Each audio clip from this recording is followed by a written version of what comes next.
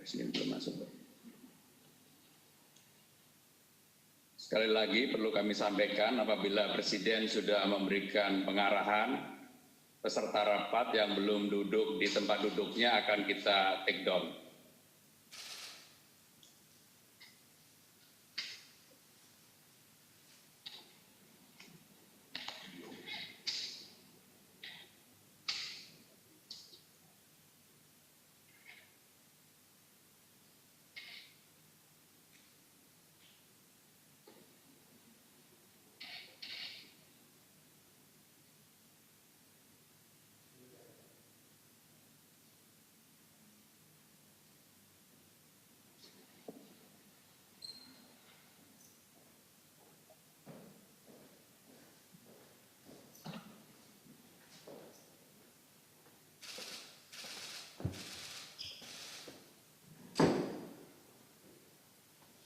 Assalamualaikum warahmatullahi wabarakatuh.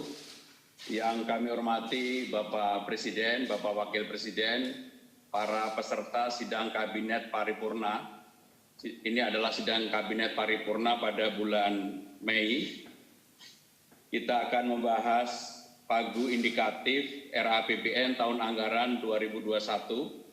Kita akan memulai acara dan acara ini diikuti oleh media dari kantor Presiden. Untuk itu mohon arahan Bapak Presiden. Bapak Presiden dipersilakan. Bismillahirrahmanirrahim. Assalamualaikum warahmatullahi wabarakatuh. Yang saya hormati Bapak Wakil Presiden, Bapak Ibu sekalian, para peserta sidang Kabinet Paripurna di bulan Mei ini. Sebelum saya memberikan kesempatan kepada Menteri Keuangan untuk memaparkan rencana pagu indikatif RAPBN tahun anggaran 2021, saya ingin menyampaikan beberapa hal untuk menjadi perhatian para menteri dan kepala lembaga. Yang pertama, berdasarkan laporan dari BPS menunjukkan bahwa ekonomi Indonesia di triwulan 1 tahun 2020 tumbuh 2,97%, ini year on year.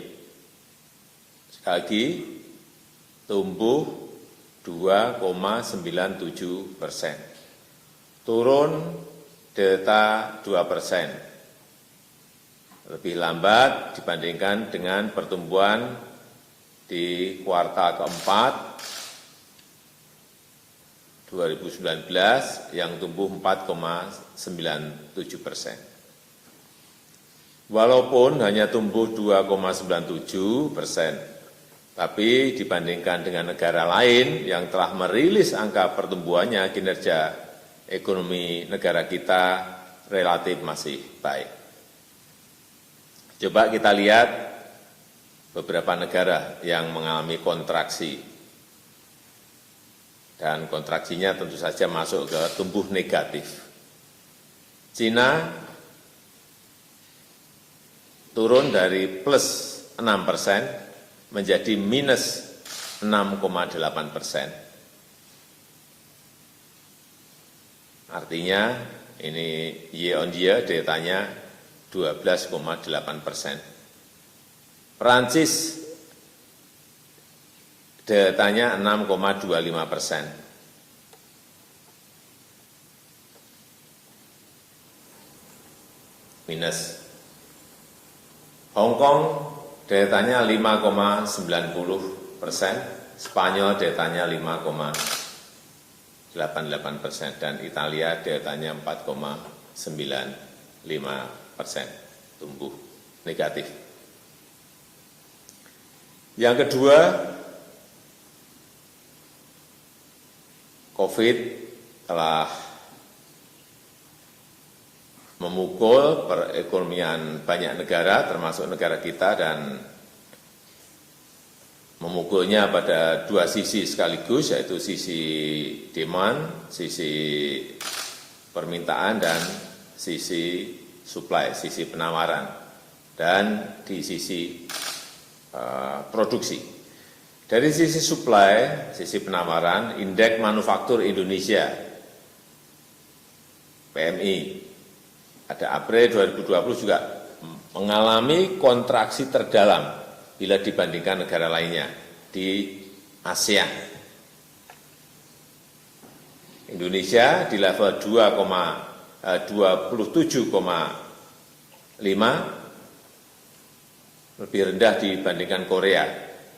Korea Selatan 41,6, Malaysia 31,3, Vietnam 32,7, Filipina 31,6. Ini hati-hati mengenai indeks manufaktur Indonesia, agar juga dicarikan solusi dan jalan agar kontraksi ini bisa kita perbaiki. Untuk itu saya minta menteri-menteri di bidang ekonomi memperhatikan angka-angka yang tadi saya sampaikan secara detail, mana saja sektor, subsektor yang mengalami kontraksi paling dalam, dilihat secara detail dan dicarikan stimulusnya, sehingga program stimulus ekonomi betul-betul harus kita buat dan harus tepat sasaran, dan bisa mulai merancang skenario recovery pemulihan di setiap sektor atau subsektor. Data yang saya miliki, ada beberapa subsektor yang berkontribusi negatif terhadap pertumbuhan di kuartal 1 2020. Pangan, tanaman pangan, ini minus 0,31. Hati-hati dengan angka ini. Sekali lagi hati-hati dengan angka-angka ini. Tadi pangan minus 0,31. Apalagi beberapa kali sudah saya sampaikan, FAO memperingatkan terjadinya krisis pangan. Artinya apa? Sektor pertanian harus digenjot agar berproduksi, tetapi sekali lagi juga dengan protokol kesehatan yang baik. Angkutan udara minus 0,08. Pertambangan minyak, gas, panas bumi minus 0,08. Industri barang logam komputer minus 0,07. Penyediaan akomodasi minus 0,03. Industri mesin dan perlengkapan minus 0,03. Begitu juga dengan angka dari sisi demand, sisi permintaan. Angka inflasi pada April 2020 tercatat 0,08%. Sangat rendah bila dibandingkan pada periode bulan Ramadan pada tahun-tahun sebelumnya. Dari sisi pengeluaran saya mencatat konsumsi rumah tangga sebesar 2,84% dan pengeluaran pemerintah 3,74% menjadi lokomotif pertumbuhan. Namun tolong dilihat konsumsi untuk LNPRT, lembaga non-profit yang melayani rumah tangga, yang mengalami kontraksi sampai minus 4,91%. Ini betul-betul dilihat secara detail, yang konsumsi lembaga non-profit yang melayani rumah tangga ini dilihat. Karena itu, penyaluran bansos dari pemerintah pusat, bansos dari pemerintah daerah, maupun dari dana desa, dan juga program padat karya tunai dalam minggu-minggu ini harus dipastikan sudah jalan di lapangan. Bansosnya sudah diterima masyarakat, program padat karya juga sudah jalan di lapangan. Yang ketiga, saya ingin mengingatkan bahwa fokus kerja yang paling utama sekarang ini tetap pada mengendalikan COVID secepat-cepatnya, menurunkan secepat-cepatnya. Saya melihat negara yang akan menjadi pemenang adalah negara yang berhasil mengatasi COVID. Untuk itu semua menteri, kepala lembaga, Panglima TNI Kapolri, saya minta mengerahkan semua tenaga, mengerahkan semua energi, mengerahkan semua kekuatan untuk mengendalikan COVID ini dan menangani dampak-dampak yang menyertainya. Target kita di bulan Mei ini harus betul-betul tercapai sesuai target yang kita berikan, yaitu kurvanya sudah harus turun dan masuk pada posisi sedang di bulan Juni, di bulan Juli harus masuk pada posisi ringan dengan cara apapun.